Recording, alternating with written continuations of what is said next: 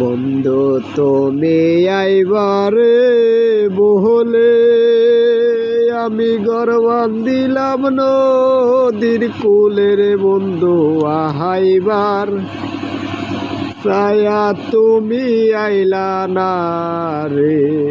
কথা দিয়া কথা রাখলা না